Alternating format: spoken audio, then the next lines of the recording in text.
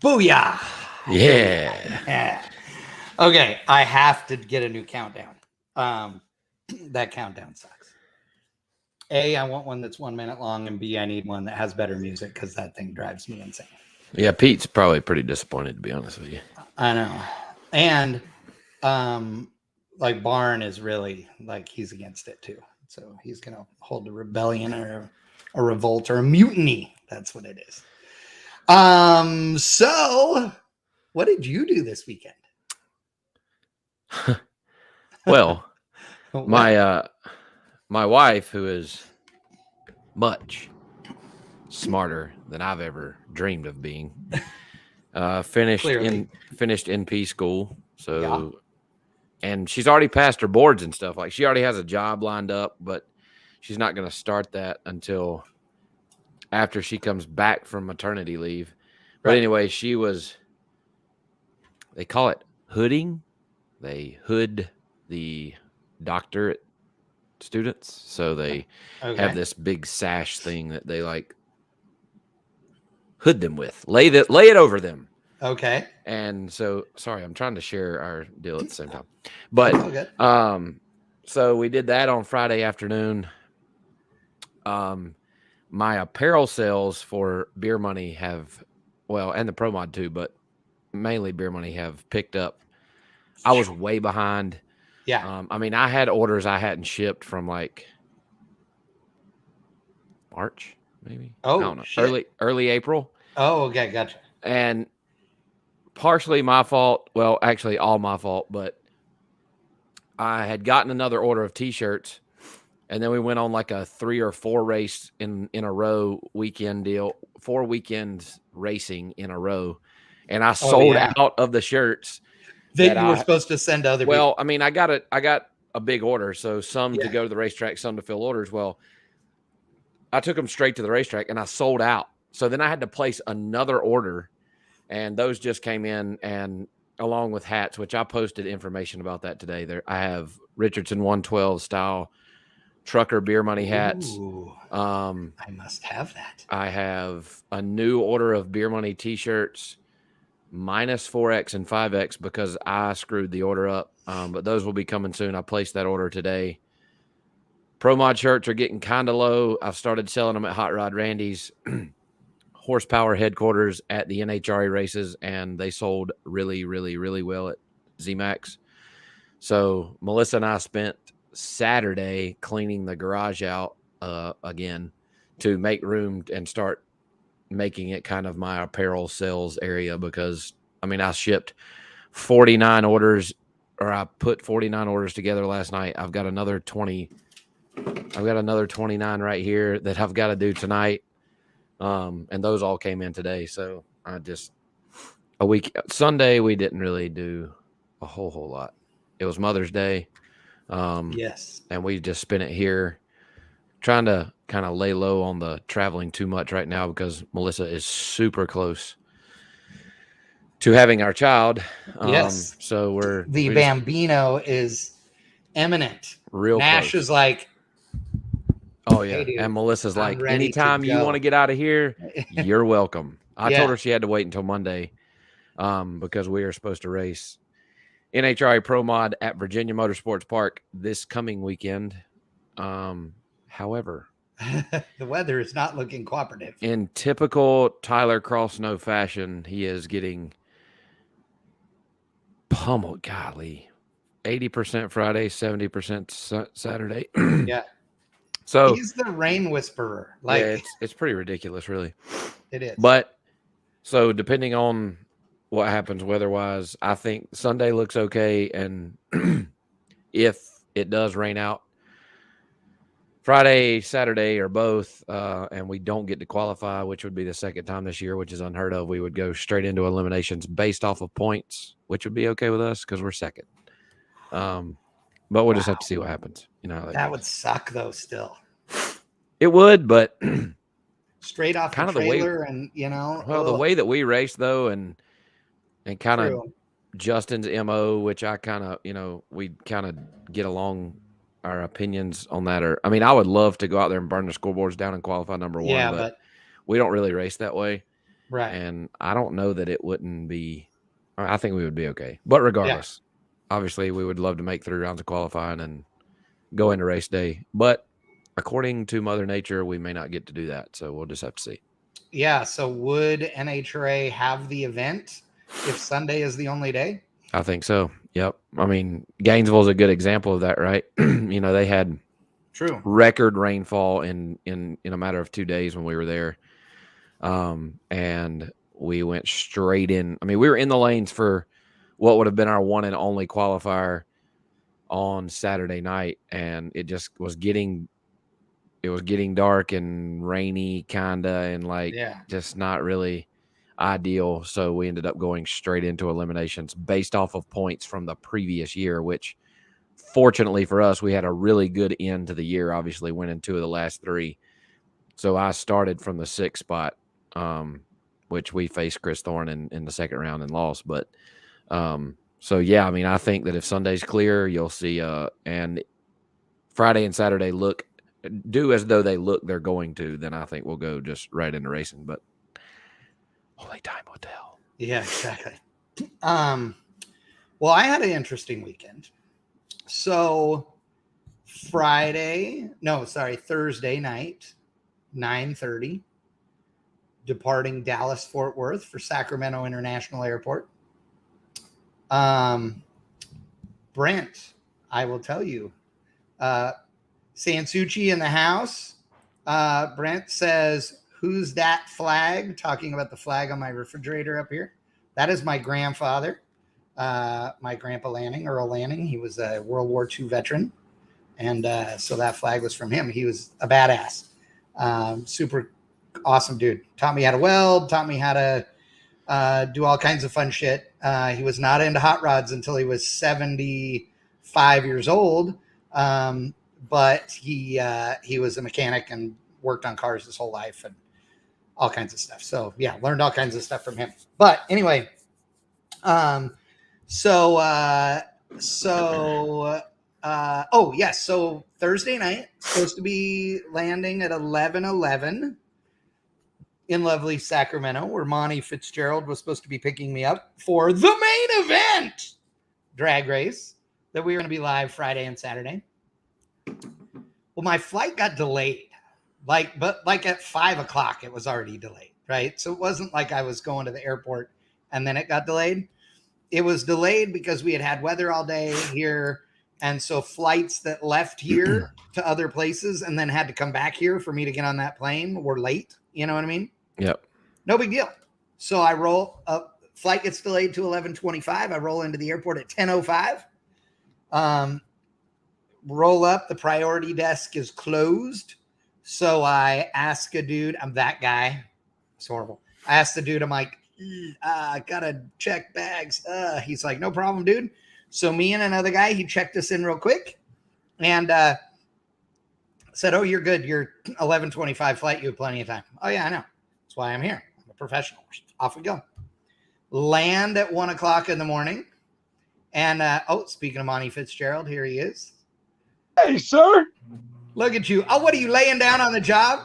Man, I'm beat up. Some guy, we won't say no names, but some guy had me outside 2-3 o'clock in the morning looking for some suitcases and a toothbrush. He ain't kidding. Toothbrush. Oh, dude, it's so damn funny. So Monty picks me up. He gets there at 1:00. There's no bags. My bags are not there. My bags that include not only my clothes, which who gives a shit about, but all the gear to live stream. The whole big Pelican case? No gracias. It's not there.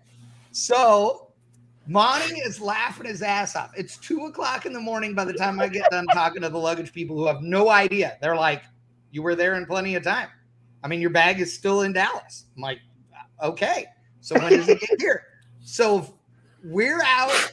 It's 2:00 in the morning. By the time we leave the airport, he's like, hey, do you need anything to drink? I'm like, yes. So we go to 7-Eleven, get a drink, go to the hotel, check in at the hotel. I'm like, hey, do you have a toothbrush? To the lady at the hotel. No, I got toothpaste, but I ain't got no toothbrush. So Monty is laughing. So yeah, I'll go back to 7-Eleven, right? So we roll up. I get a toothbrush, do a little Facebook video about the fact that it's 3 o'clock in the morning, and Monty and I are out shopping for toothbrushes. And so make it to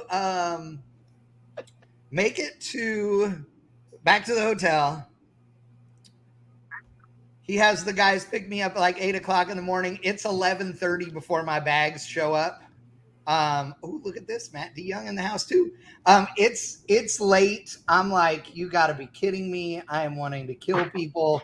Finally, we go live at like 2 o'clock in the afternoon on Saturday or on Friday, sorry, and end up having an awesome weekend of racing at the main event at Sacramento. It was rad. It was super cool. And we're going to talk more about the event because it's a different format of no time racing that nobody else that I'm aware of is doing.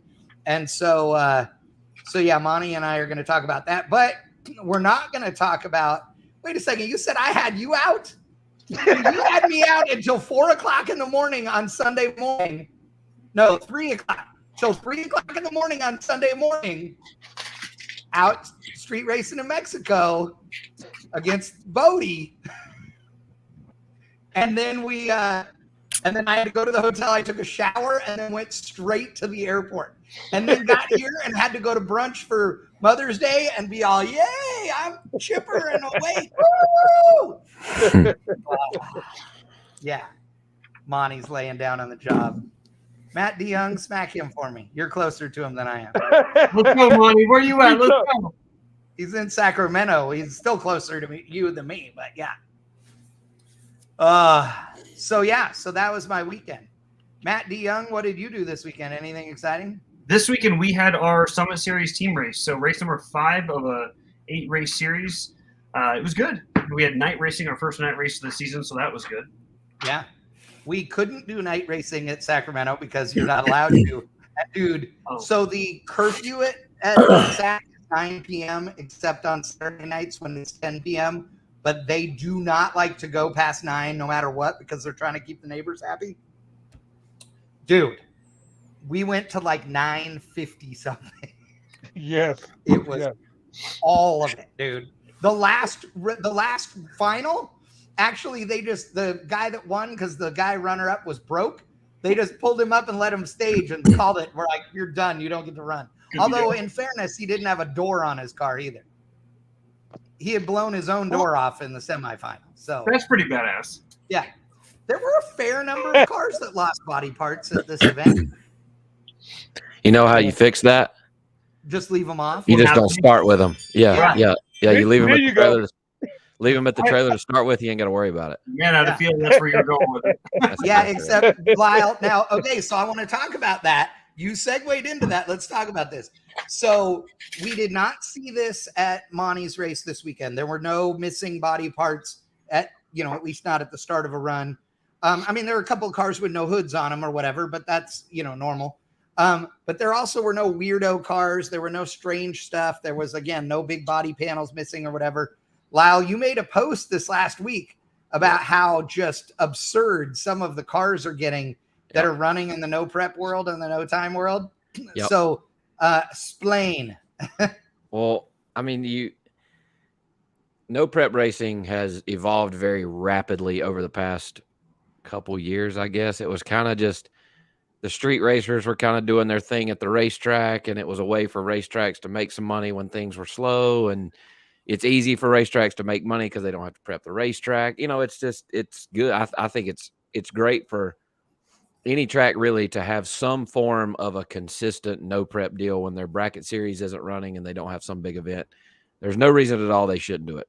But, oh man, my computer's about to die. Here recently, at least, you've started seeing these guys building some of these cars that are just absurd looking. They don't have, I mean, they're altered.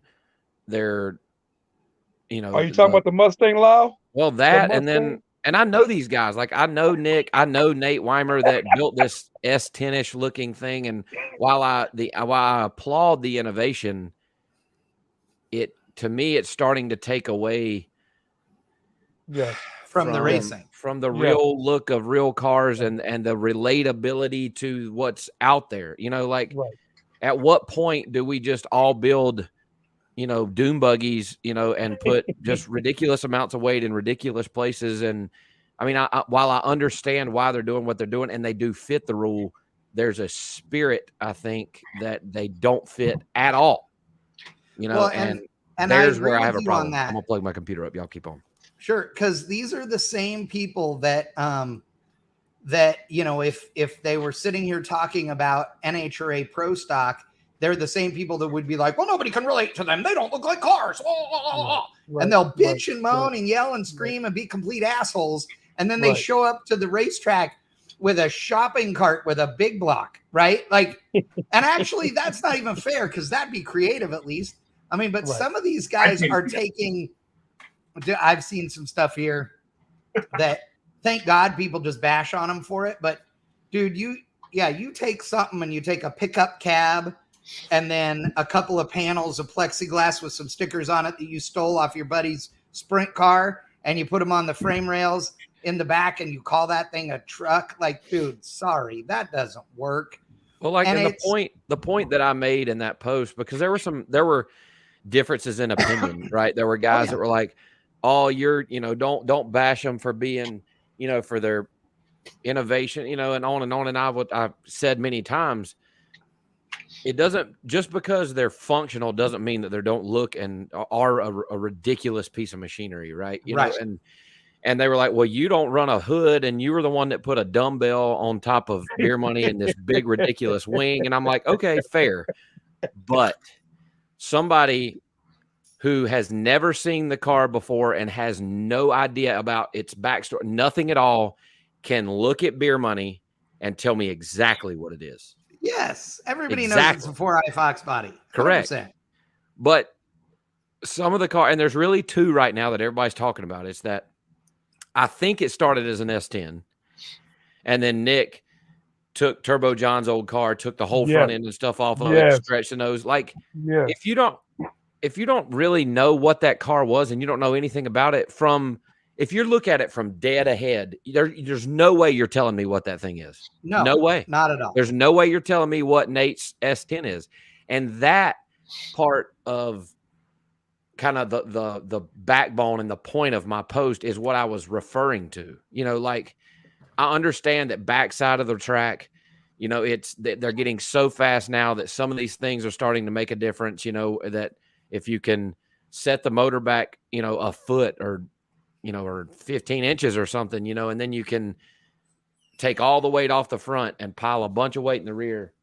I understand why they're doing it, but I disagree with it. I think that rule makers are there's at some point you have to put a stop. You got to maintain factory wheelbase, firewall in the same place, and they have to have, 75% of the factory looking body panels, maybe. I mean, but then you just start making all these rules, and then you have to have people to enforce them. So you have to have a tech department. Like, it just gets tough, man.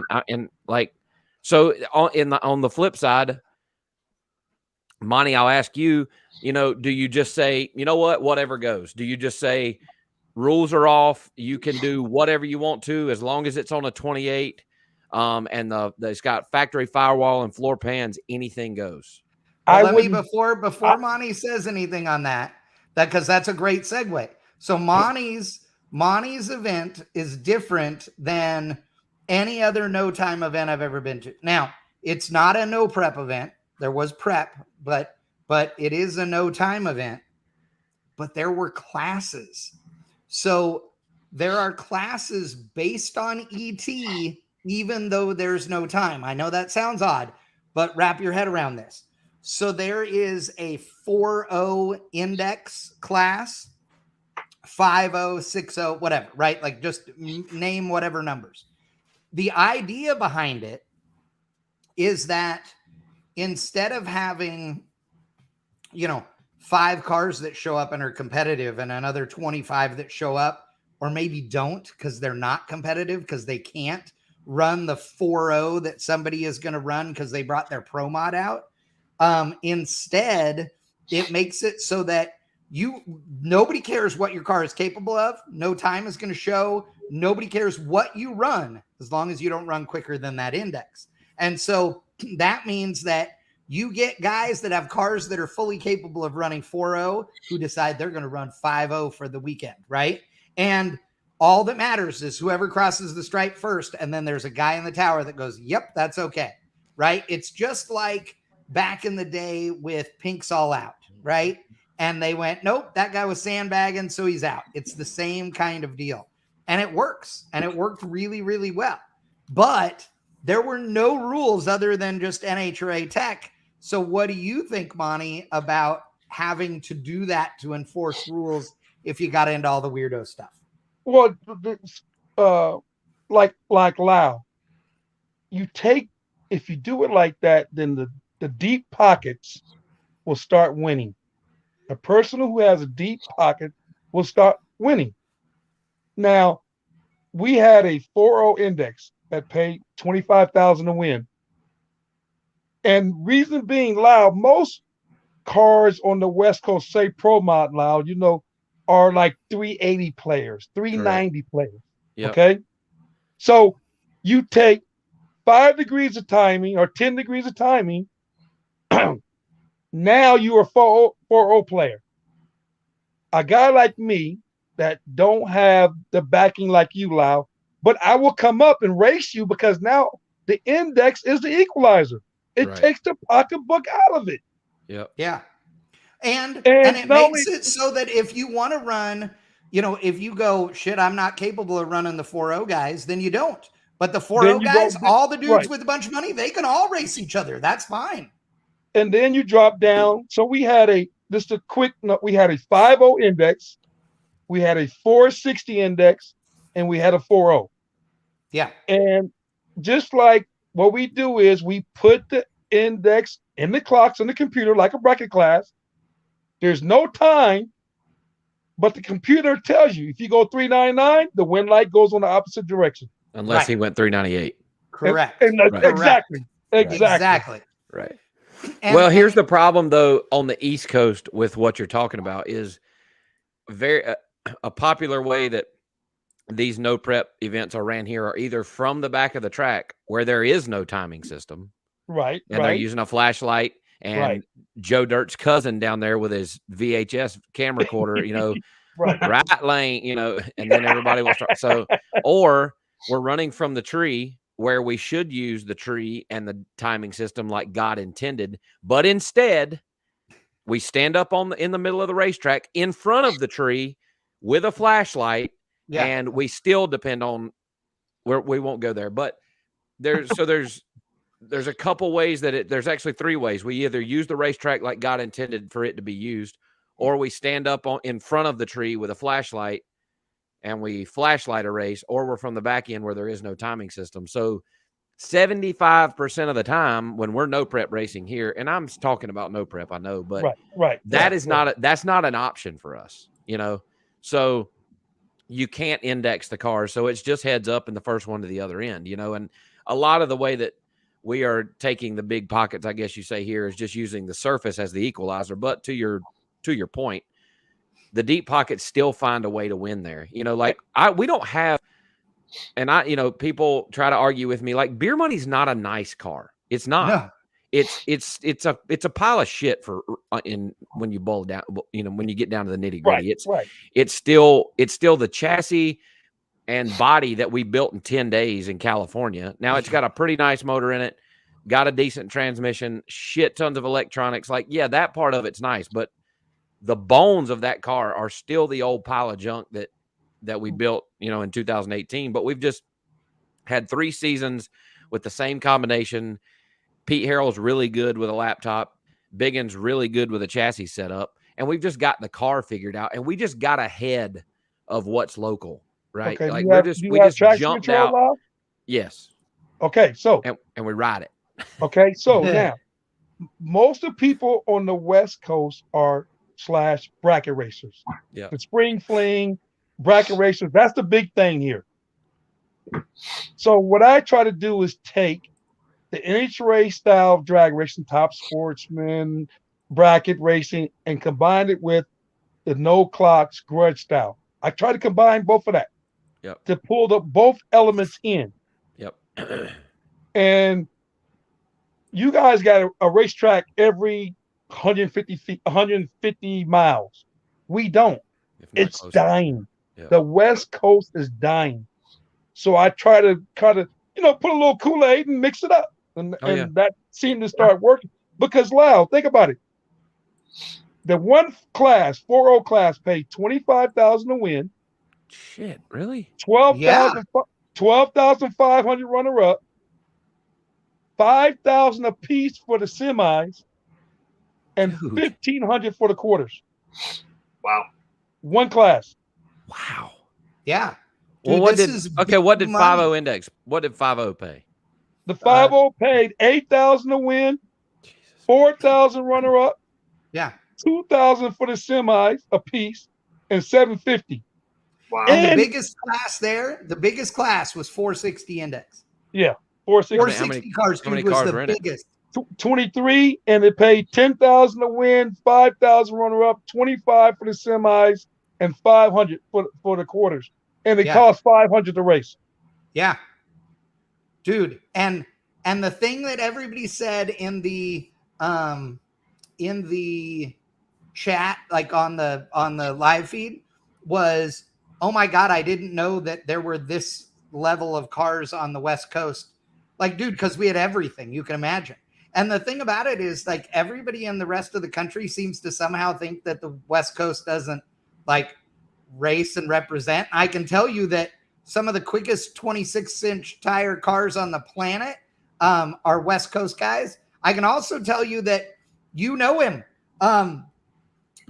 Johnny was there in his 69 Camaro, the leaf spring car that on radials went back and forth with you in the dart. Johnny Coleman.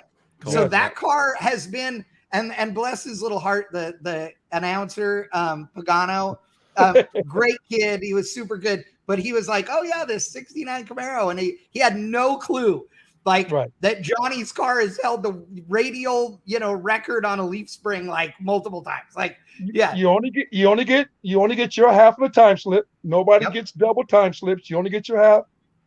And the funny part is NHRA try to do it call outs with the top fuelers, right?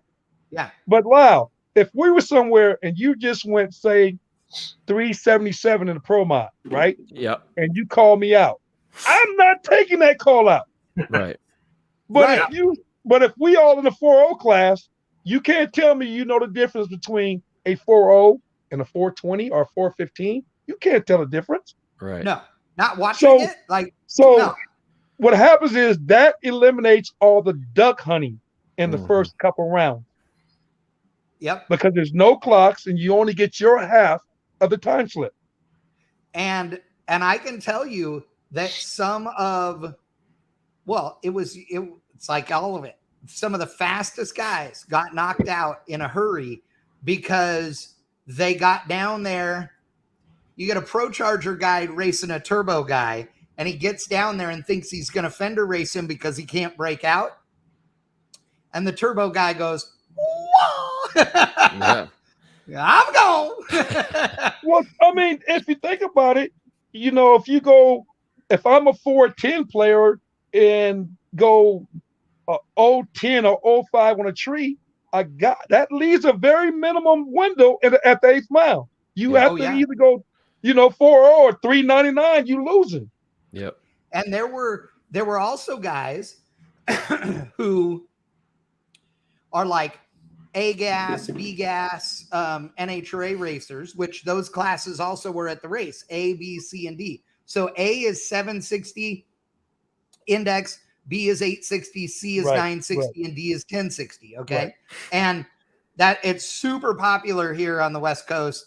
And for good reason. It's awesome drag racing, wheels up, fun stuff to watch. But they, some of those guys were like, hell yeah, I'm double entering. I'm going to run in this.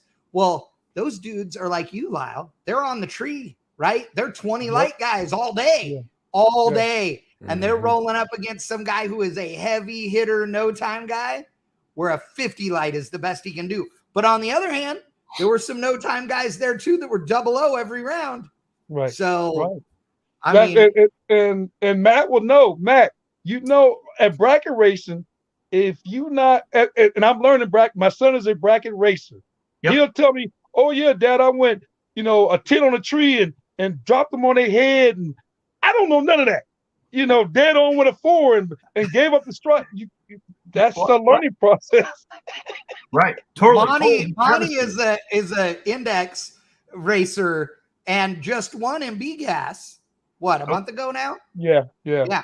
So in his Nova, which is badass. So, But yeah, the I thing about it though is this. So I'm going to show the S10 again. So here's this S10 thing. So what they've done here, I'm 100% sure on, is that they have moved the cab back and chopped off the front of the bed in order to accommodate that.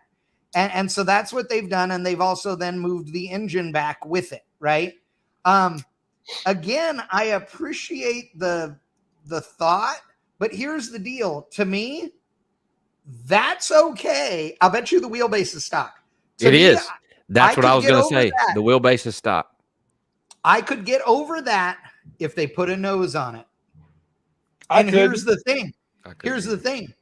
If they did it right, the nose, a pro stock truck, S10 nose like we run on the S10 is probably the right length to go right on that thing. Yeah. So why couldn't they allow? Why couldn't they say then the number one spark plug has to be even with the front spindle? Right. Well, they could. Yes. They could. You could do that too. But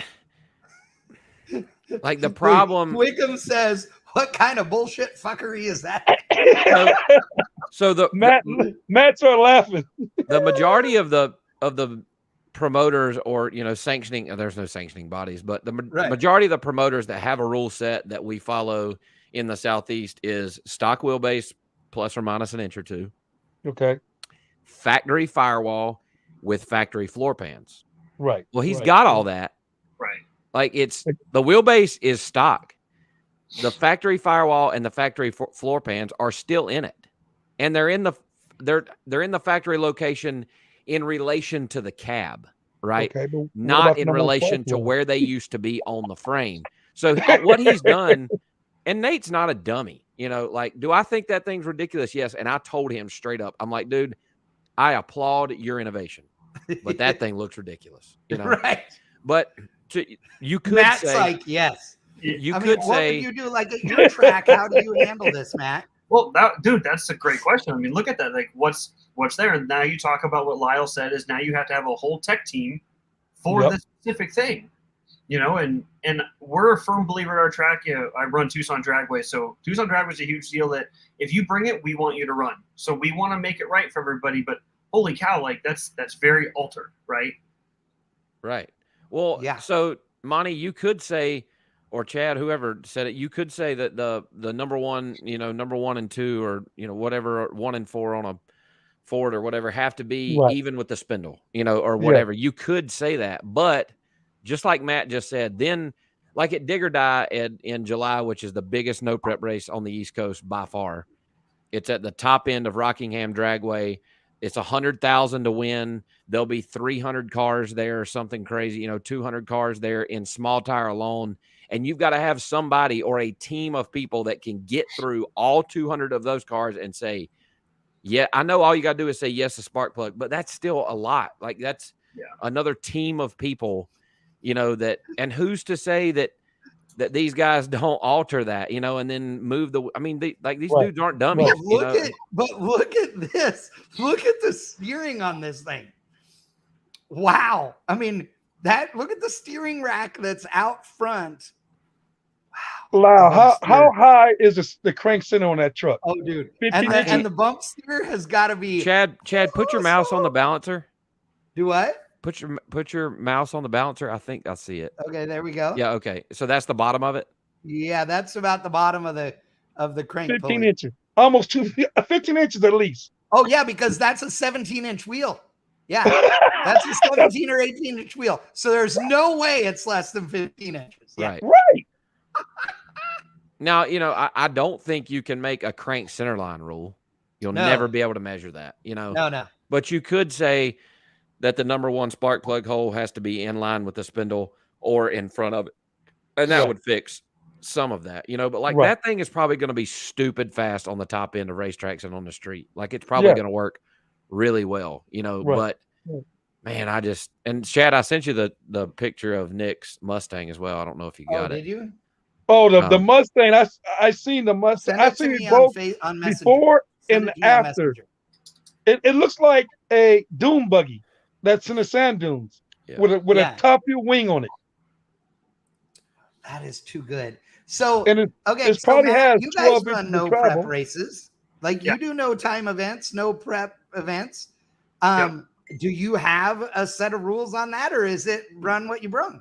It's majority run what you brung. There's some simple basic rules. Stock appearing must fit the spirit of the class. The normal rules. And our big thing is if we get something that's questionable, like we pull all our racers together right before round one, do the chip draw. We say, hey, Johnny showed up with this. What do you guys think? He wants to run. Are you guys game? And you know how it goes. You push them hard enough, and we're like, oh yeah, we can beat that. We can beat that. We can beat that.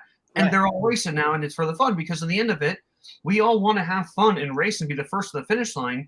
And a lot of them are going to say, oh no, I can beat that. And when it's either no prep surface where we use the tree, like Lyle said, we use like an instant green basically, or we go to the scoreboards and we run beyond 1320. So we run scoreboards to sand trap. And that's basically our street service with the flashlight heads up and Uncle Joe at the top end with the camera. I have to tell you, I forgot that this thing had the solid axle under it. I mean, this is retarded. I'm sorry. That's retarded.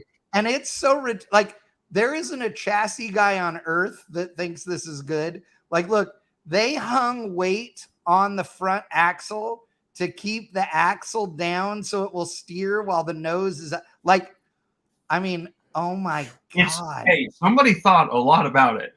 And I understand like almost all of it, except what in the wide world of sports is going on right here? Is that a shock in the middle? Dude, he's got some kind of 3-shock progressive. It works. I don't know what to say. That's the thing. I don't know what if it had front sheet metal on it, you'd be like, your Gasser Fox body, whatever the hell you brought, bring it. But without it, that's stupid. Like, I'm sorry, it's ugly. I also am not a big fan of everybody on earth has got to put their damn turbos hanging out in the air. Yeah. You know what I mean? I say, here's my rule. Here's my rule from now on. I say, if you drive a car on the street with the turbo sticking out of the hood or on the racetrack, wherever it's at, if your girl is with you, her titties have to be hanging out at the same time. That's it. It's the same deal. So your girl's got to have her cans hanging out at the drag strip if your turbos are going to be above your hood. That's it. And if you're good with that, then knock yourself out. There you go. So is every other guy there, Yeah. But 100%. So my question is, what if this is allowed, if they start allowing this and this becomes the new thing and this is what it takes, this isn't going to win front side no prep races. Like that's not, but this is going to win, I think, this has the potential to start to be dominant if enough people start to go this direction. This whole deal, that car, Nate's truck, has the potential to start to become the most prominent thing you see showing up at these events. What does that do then in turn to backside and street style no prep racing as a whole? But you know what though, Lyles, like what you were saying is that to me takes everything away from considered drag racing. Well, it's not relatable. That doesn't look like anything. I agree. That nobody says my uncle or my grandpa or nobody says that's what they drove to high school or my dad had one of those or man, I wish I wouldn't have sold mine like that. And maybe, and you know what, the guys that are building these, they don't care. All their, and I get it. Like I use beer money to make money, and we do really well with it, and I understand they built these to collect a paycheck and I respect that. But at the same time, if we're going to continue to, I mean, this has brought attention here recently. but like, does it start to steer people away because they just don't want to watch this kind of shit go up and down the racetrack? Right. Now, Neil Sabo has a great question, and he said, what if the driver is a woman? Well, I'm not hanging my nuts out. So. yeah. I'm sorry. Hey, now, That's I'm the, with that you. would I'm be- definitely that's the error of I'm my out on ways right there. I'm Like, out on that. Matt's and Matt laughing. I'm done. I'm done. I'm done. That's like, why did I even come here tonight? Y'all are drinking beer. I'm not even drinking beer yet. This isn't fair. But I think, like you said, I grew up in drag racing because my father was a Division 7 tech director, and his dad or his cousins all street race, and go down to the corner and buy a car, and that's what they look like. You Right. cannot tell me what that looked like if you didn't know the beginning of the car. Right. To me, No. it just takes away from the sport. It We does, have to have because the thing some about type it is of that limit. a kid sees a car, like Lyle's saying, a kid sees a car at the racetrack, and it doesn't matter whether it's a Mustang or a Camaro or a truck Right, or whatever. right. But they see it and go, oh my God, I want to build one of those. Exactly. Like, that's cool. And Right. then they see one on the street and go, oh my God, that's a Mustang like Beer Money or whatever. Right. But God, And- now and that's- TJ Cannon says, how many times have we heard people say they were tired of seeing nothing but Fox bodies? Yeah. I mean, that's fair too, Yeah. and so My dad says it's uglier than Sin Dipped in Misery, which is, one of my sayings. That thing, it looks like its face caught on fire and they put it out with a rake. That's what happened. Yeah. yeah, I mean, there are, no prep racing is eat up with Fox bodies, but they're the for a while they were the cheapest and easiest thing to build. Now you can't find one that's been, on fire for the past 10 years. Right. For a respectable price. So everything's expensive now, but Right. yeah, I mean, it was Vegas in the so let me 70s ask you and this. Mustangs now in the 2000s. yeah. Do you put a Right, Matt? That's right. so let's say, Matt, that you ended up with 2 or 3 or 4 of these that started showing up at your deal. Do you call them the street freaks, or do you call them the whatever and give them their own class? We give them a That's what I class if that's what they want, and they start to see if we can build a bigger class from it. Absolutely. Yeah. The last thing we want is to have 1,000 classes, but if we've got Johnny and now his buddy's building one and so-and-so's building one, and okay, let's give them something to work towards. Let's give them a good purse and let them work towards it. Because Right. eventually, if they start winning, the guy with the Fox is going to be like, well, wait a minute. This doesn't fit the spirit of the class anymore. Right. Now it's okay. How do we make everybody happy? And at the end of the day, we want every racer to leave here happy, whether we gave you a paycheck or not. We still want you to leave happy knowing you've got a loser on the back of your car or a winner. Right. So absolutely. Make a class for them and let them have fun. We tell everyone down here, if you want to race, tell me what you want to race. If you want to race a drag strip backwards on 8th mile, let me know. I'll set a class up. Let's do it. Don't tell NHRA. But Right. and that's why we love working with Roadkill. We love working with the no prep stuff because, like we all say, it's relatable. Johnny can sit at home on Friday night with his son and say, you know what? Let's build that car. Let's go build that car. And it may take him 2 years, but we've seen that come through with the Roadkill deal. We started it 4 years ago now. We have parents and kids coming to the track 4 years into this going, hey, we were at the first zip tie drags. Now we're coming to duct tape drags. And look, we brought a car with us that we're racing for the first time. Which is cool. Be a pile of junk. But to them, they built it. It's awesome. It's fun. And that's what they wanted to do. So IRCCBG, way to go on your choice of username. We want to know. Are these not the definition of hot rodding? Where did Funny Car start? Where did Bonneville Roadsters start? Well, 2 things. Bonneville Roadsters are the most regulated and rules set class on the salt. And it's the only class that has a committee that determines its rules, not the SCTA. And they are Nazis about it. It is crazy. So bad example. The funny cars, though, all had a nose on them. The rules all said it had to have a body. It still had a body. They just extended the wheelbase and made the fenders longer and stuff. So again, if this Mustang right here had a longer nose on it, where the wheel wells were even remotely close to where those wheels are, I don't give a shit if it rides like this and you can see a solid axle hanging out from under it, that isn't the point. So I don't think they're the same. I see what you're trying to say, and I appreciate you trying to say it, but I don't think it's the same thing personally. What do you think, Matt? By no means are we bashing anybody who's wanting to build this stuff. We're all for building whatever you'd like to make you happy and enjoyable. That's totally fine. We have no issue with that. It just isn't fitting in certain classes that have been developed to fit the Fox bodies, to fit the Camaros that are class-like, are street-like. So, yeah, no, by no means are we bashing that side of it at all. No. I mean, at least I don't think you guys are either. I think it's movement and progress. It just might be in a different direction than what everybody's used to. Yep. And so Dad brought up, he says, that he and I saw 5 or 6 Camaros today that would fall into that category. So we went to a wrecking yard that's near our property today, and they have a whole corner, probably 20, maybe 30 cars that are off in a corner that are all 60s cars, and they're literally just smashed all up against each other like nobody gave a shit. And none of them are like nice cars. Don't get me wrong.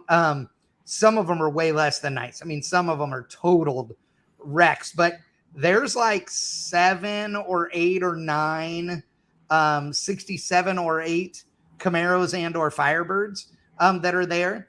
And I would look at them and go, ooh, you can't save that. Yes, you can, because I can make that out of it. Like exactly. Like that. It's funny to say, but literally there's enough steel there. There's a roof. There's a firewall. I don't care about the rest. It would be pretty entertaining to see what you could make with some of them. Yeah. There's no doubt. Sam Smith says Lyle owes me some beer. I don't know why.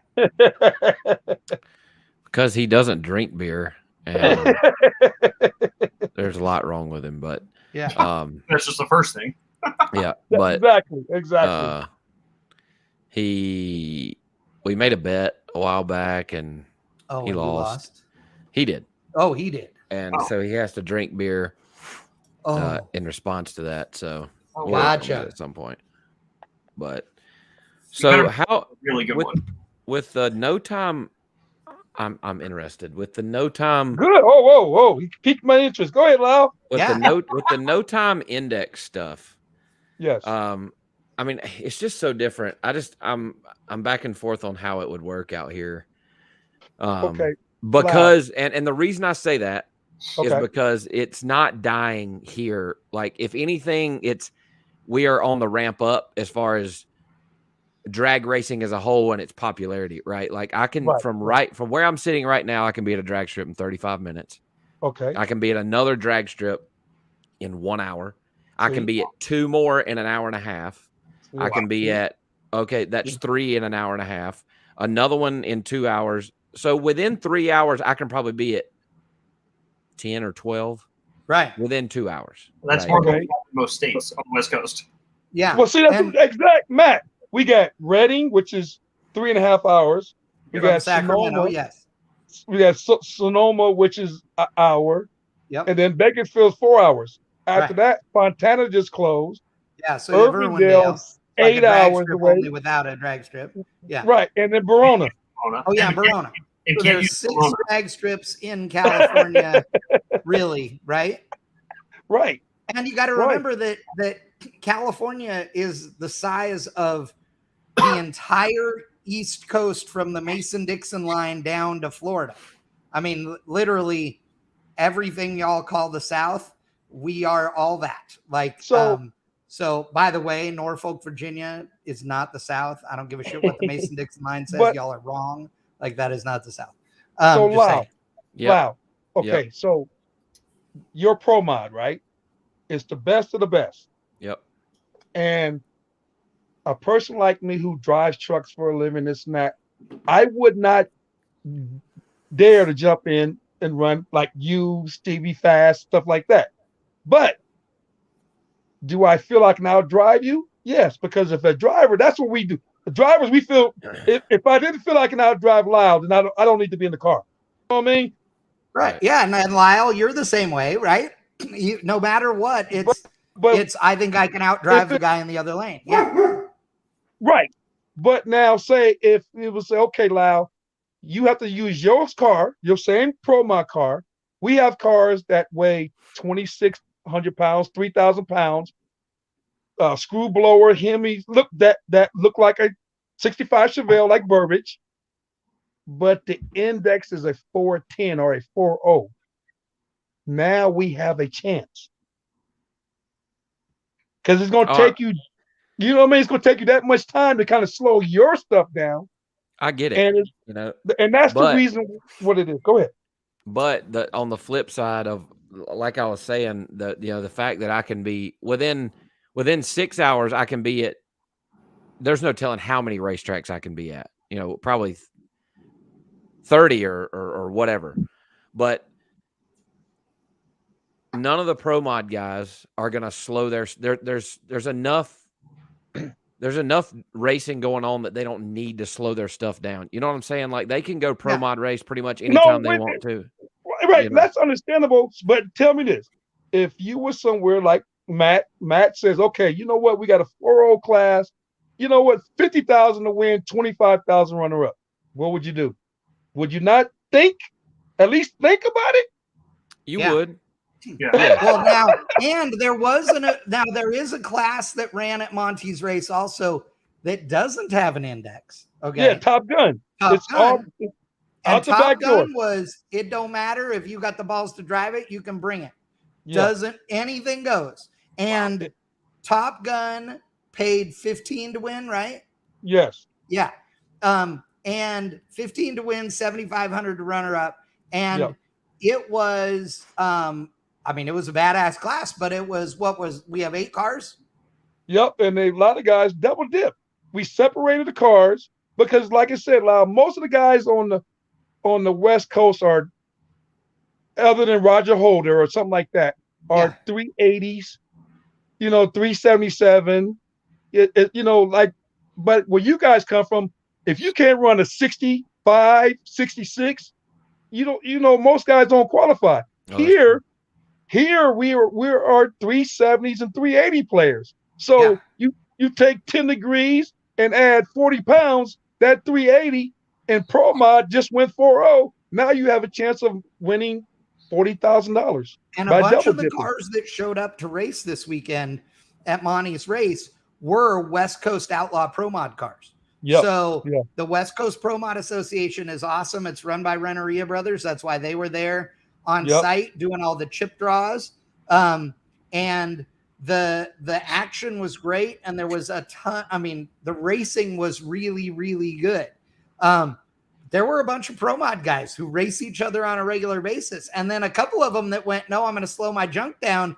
And you could tell, because instead of shifting the thing at $9,000, they were shifting them at 8,200 or something. And it made the difference. It was pretty cool. So, Matt, how would you think that would do at your track? I think it would draw a different group for sure. I think you're a little bit closer to that side of the country, that if we did a class like that, heck, we'd be game for it. Let's try it. Yeah. Let's see what it draws. I think, I don't know about our local guys. I don't know how that would go on that side of it. Sometimes what about like a 5.0, a 460? We had a lot of, and the reason why the 5.0 was a big deal, because I think that's like a 810, 820 dial in on the quarter. Yeah. So a lot of the working stiff guys can run that class. Yeah. But if I'm looking for tracks to kind of go into partnership with and extend it. Mark Lyle's dad says, I would think that Top Sportsman guys would come in and roll them up. And there were several Top Sportsman guys running this weekend. Absolutely. They were not the guys that won, but they were in the hunt. The only thing we don't allow is the electronic throttle stops. Delay boxes is fine, but the electronic throttle stop, you could have a manual stop. But no electronic no automated stops. No air, no electric. Right. You could do manual, like you said. You could put a bolt under the gas pedal. You can put a spacer on the throttle cable, whatever. Right. But Right. So, let me know, Monty. Let's do something. We're game. Okay. And let me tell you, the number of cars that were running. I know what some of these cars were running, and they were running O's. Like guys were running 4 O's Wow. and 4.60. You know, I mean, they were right there on the number, especially the later it got into rounds. These guys were going hot and heavy, you know. Well, last year I ran the same format last year, and in the semifinal it was Giuseppe against Jerry Johnson, and Giuseppe went 401 and got beat by 402. Yeah. Wow. And now one thing too, so this is the other part of the question, or the part of this discussion I wanted to go to. And Lyle and I have talked about this recently, but I want to ask you, Matt, as a track operator, and Monty as the promoter. So this weekend's event, Monty's weekend, had an event that was announced after his for the weekend prior at Sears Point, and then another event this weekend following it, which is with Californians not being used to being able to run every weekend, right? And gas prices being expensive. And again, going from one end of California to the other is the equivalent of going from Florida to Virginia. Okay. While you had a great car count, I am sure there are people that would have been at yours had there not been some of these others as well. And I know that there were a bunch of guys that wanted to come to yours that broke their junk in Sonoma the week before. Yes. So, Lyle, we've talked about this, about all these guys putting events on top of each other and doing all that. Is it just getting to be where there's too much, or what? Yeah, there is. There's too much racing going on this side of the country. There's too much racing going on. Yeah. And used to, you could have a race scheduled, rain hit, and you could push it a weekend or find a date in the next month. Right. You can't do that anymore. No. You can't. Like today, if I've got a race, just like this weekend, if the NHRA was to try to reschedule, right now, granted they're the NHRA, but if let's just say that this was Monty and Matt's no prep shootout at Bowling Green, Kentucky this weekend, and gonna rain it out. You can't push it to next weekend. You can't reschedule it. You lose it. It's gone that day, unless you are just willing to stick your chest out and say, don't really care what else is going on. This is the weekend we're going to. You can't reschedule anymore, you know, and that sucks for promoters.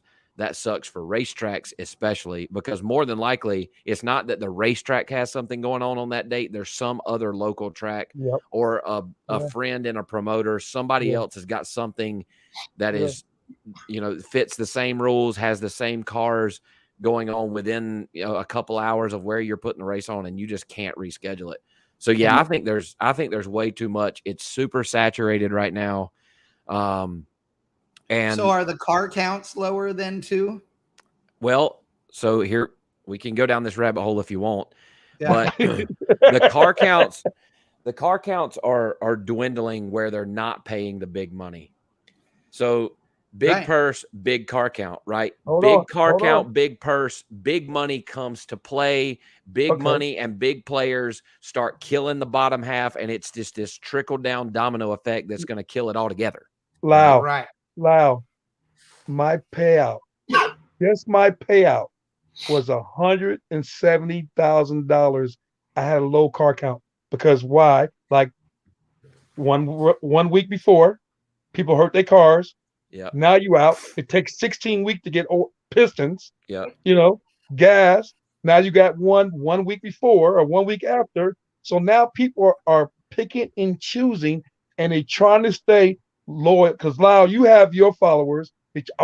Even I want to go to this big money race, but I'm Lyle's friend. I don't want to hurt Lyle's feelings. And if I go to this race over here and don't show up at Lyle's race, but then Chad, Matt invited me over here, but then Chad might not buy me dinner because I went to Matt's. And so now, like you said, now everybody's saturated in the friendships and the cousins. And what do you do as promoters? I tried last year when I ran my race, I paid for the track the same night. Everybody know, same race, same time, next year. Yeah. but then all of a sudden, well, then this guy want to race, and this Yeah. guy want to be a promoter, and this guy want to be a promoter, and this guy want to be a promoter. Oh, Monty did good. If he made some money, then I can make some money, and I can do it just as bad as he did. And you know what? He didn't do this right. I can do it. So here is like limited street, small tire. I don't like to saturate 5 different classes when they all can run small tire. Whatever's 128, bring it. You know, Yeah. Index. Well, we're gonna have a big tire, small tire. No, it's a 4.0 index. Whatever you want to bring, 4.0. As long as it's 125 inches and shorter, put it in there. Center steer, funny car. We have funny cars We did. racing blown Camaros. Yeah, Awesome. we did. We had a funny car, a SIFCA car, which SIFCA is the California Independent Funny Car Association. And SIFCA has been around since the 70s or whatever. And SIFCA cars have an index of 760 or something in the quarter anyway. So they And fit this kind of 3 stuff. rounds. I think Harvey went a couple rounds Yeah. with the car. Yeah. So, but the crowd loved it because now you got a blown Camaro or a blown Corvette racing a funny car, and then an altered racing, you know, whatever, Volkswagen. Yeah, because there were a bunch of roadsters there too. So, Yes. you know, now you guys, Matt, are in a different position because with Phoenix closing, right? You guys are, you know, it used to be that you guys are only what, an hour and a half apart? Yeah, we're hour to an hour and a half apart, depending on how fast you drive. Right. So it used to be that you guys were always competing for the same crowd, but now that with Phoenix closing up, you know, you guys are the only one out there. And then Fontana closing, which is only what, 5.5 hours from you. Right. Yep. So Yeah. does that mean that you're looking up even better than ever?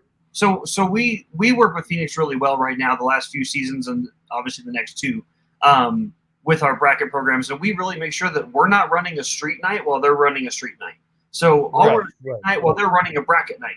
Awesome. We do that really well. And it worked out really well for us and our racers so far.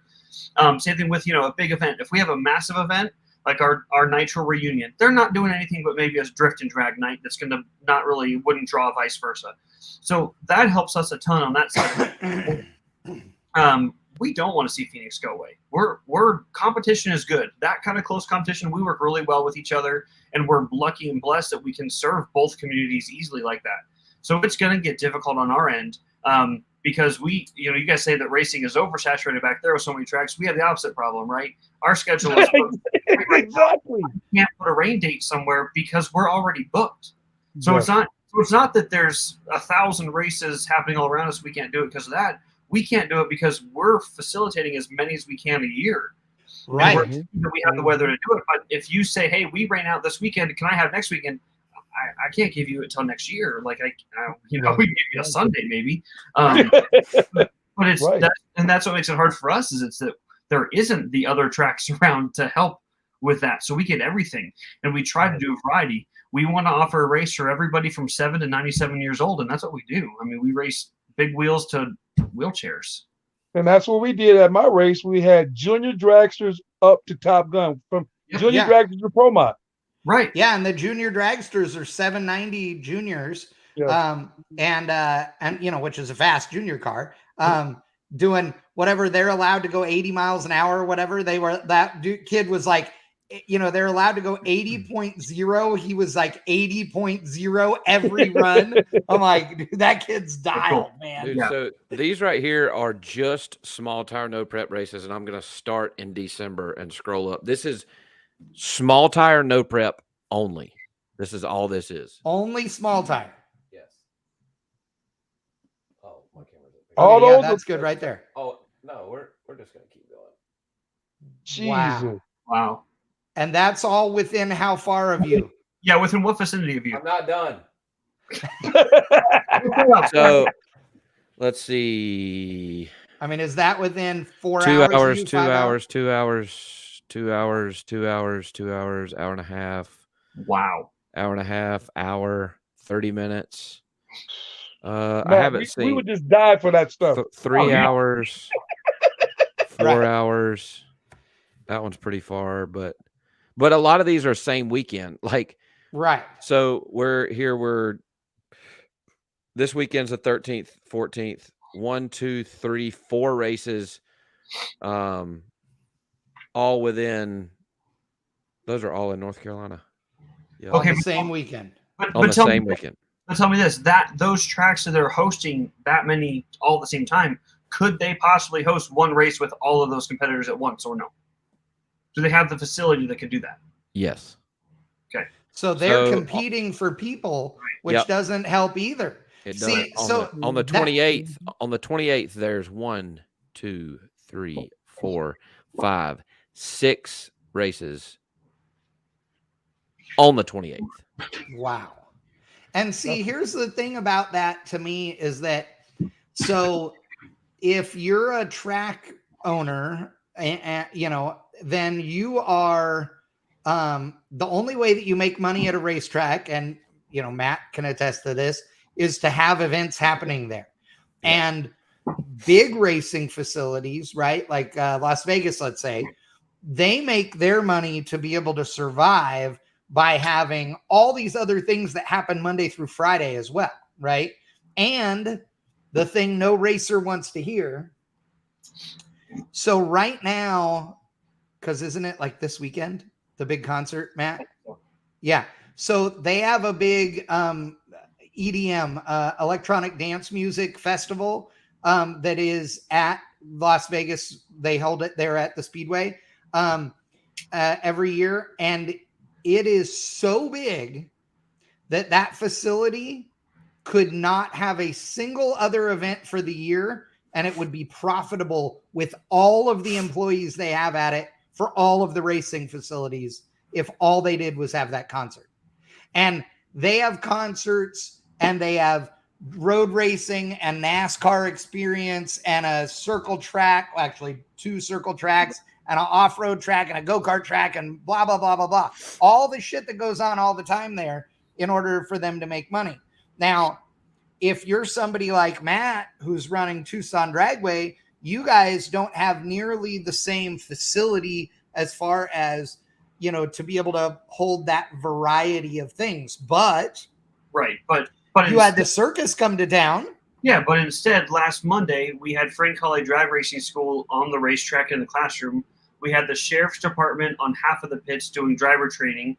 We had the AMR ambulance group on the second half of the pits doing training, plus motorcycle instruction school down on the other side. So our goal is use as much of the facility as a venue as we can, whether it be for the circus, a massive circus tent. Because now I don't have to say, okay, team racers, we're going to up the tech cards $10 this year because it's getting a little tight for us all. No, this is our weekday stuff that the asphalt is just sitting there doing nothing. How do we improve that and help everybody long run? So by doing those little things, they help us keep the gates at the same price for our racers and our customers, because why else? That's what we want to do. We want to make them happy. See, then if you're a racetrack where if there were 4 other tracks within an hour and a half of you, then that becomes even more important, because if every Saturday you're competing with those other racetracks, it gets even harder. So on the one hand, it sucks, Lyle, that you have all those races that are happening at the same time. But at the same time, you kind of understand that if you're the guy, that runs Mooresville, you got to have an event or else you ain't making any money, Well, so that's just like me as a race promoter. Our deal is the tracks are not you, Matt, not excluding you. Okay. But the tracks prices are going up. Yep. Okay. Right. So I've had for 3 days, I've had tracks offer 35 for 3 days. I've had one guy told me he wants 40 plus 15% of the gross. Wow. right. Wow. And then so in other words is, in order to do that, now you have to make, and if the purse is $150,000, you have to make $500,000 before you even look at the, coming out the red. Yeah. You just can't do it. Right. And we get it, and that's why our biggest thing is, how do we make a long-term goal here? Like, if you tell me you want to come here in November, awesome. We want to set up a relationship with you that we can get your racers to be here with you for the next 5 years. We don't want to do a one-time thing. That's pointless to us. Tracks, promoters, that track ripped me off. That track ripped me off. That promoter ripped me off. Why would you do that? We want to gain a relationship with the promoter, their racers, their fans, the spectators that we can continue every year. That just makes the most sense in our mind, at least. I want something every single year. Right. Exactly. Well, yeah, because the number of events that you're going to have at a drag strip, whether it's in North Carolina or Arizona or wherever, the number of people that are going to call you during a given year and go, hey, man, I want to rent your racetrack to have an event, right, compared to the number that are going to be repeat customers, right? I want to have my divisional again, 2 divisional races there this year. I know I want to have West Coast bracket races. I know we want to have, whatever, zip ties or duct tape or whatever we're calling them this time. Like all those, like all that is the same deal. Like, again, the repetitive absolutely is the smart way to keep, just to keep it rolling. It doesn't make sense otherwise, not to me. Right. But the thing is, though, Chris, Chad, the thing is, like Matt gives the down home family feeling. That's what he's. This is a family. Yep. So most other tracks are corporate. It's all about the mighty dollar. We are incredibly blessed. So Jim Hughes is our owner, and that is our biggest thing here is we are a family track no matter what. At the end of the day, track family, man, you're family already. Like, sucker, you're one of us. Like, I'm sorry. No matter otherwise, we may put you to work. Yeah. Right. And that's so important to us because that's what keeps the promoters coming back. We have Cliff Wallace. He comes here twice a year with Import Face Off. That's huge for us. Yeah. Well, and I came to your track in MPK last year. I raced to your track.